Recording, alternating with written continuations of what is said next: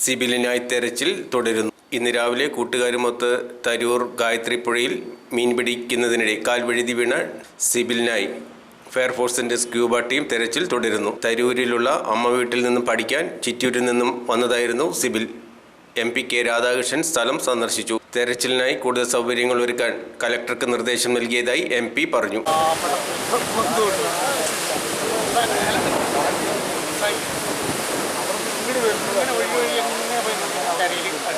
ഒരുപാട്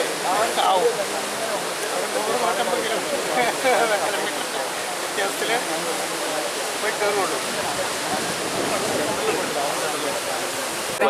ഞങ്ങളെ ഡ്യൂട്ടിക്ക് പോയി. ഞാനിവിടെ വെറ്റിനറി ഡിസ്പെൻസറി തരൂര് തന്നെ. ഞാനും അവൻ്റെ അമ്മമ്മയ്ക്ക് BSNL അതിൽ പോയപ്പോൾ ഇവൻ പിള്ളേരാരോ വിളിച്ചിട്ട് പുഴയിലേക്ക് വന്നു എന്നാ പറയുന്നത്.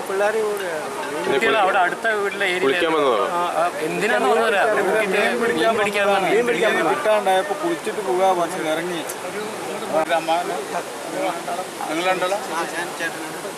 അമ്മയുടെ ചേച്ചി മുത്തച്ഛൻ്റെ മകളുടെ കുട്ടികൾ ഇവിടെ പഠിച്ചായിരുന്നു.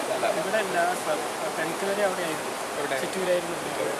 അപ്പോൾ 10th കഴിഞ്ഞപ്പോൾ ഇവിടെ വന്ന് പഠിക്കണം. ഞങ്ങൾ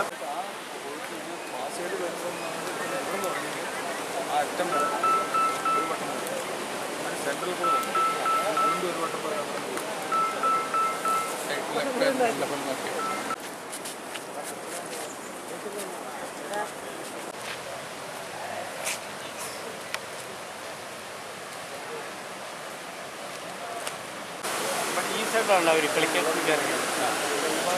തെരച്ചിലിപ്പോൾ രണ്ട് ടീം നടത്തുന്നുണ്ട്. NDRFിൻ്റെ ഒരു ടീമിനെ കൂടി വരാൻ വേണ്ടി പറഞ്ഞിട്ടുണ്ട്. കളക്ടറെ ഞാൻ വിളിച്ചിട്ടുണ്ട്. അപ്പോൾ ഈ കിട്ടുന്നതിന് മുമ്പെങ്കിലും കിട്ടിയെങ്കിലാണ് നമുക്ക് തെരഞ്ഞെടുപ്പുള്ള ഗുണമാണ്. തെരച്ചിൽ കുറച്ച് ഊർജ്ജം ഇതാക്കാൻ പറഞ്ഞിട്ടുണ്ടല്ലോ, കുറച്ചുകൂടി ത്വരിതപ്പെടുത്തുന്നുണ്ട്. ഒരു ഭക്ഷണം കഴിച്ചാൽ വീണ്ടും ഒന്നും കൂടെ ഇറങ്ങും. ഇപ്പോൾ കൺവേർട്ട് ചെയ്യപ്പെട്ടിട്ടുണ്ടാവും.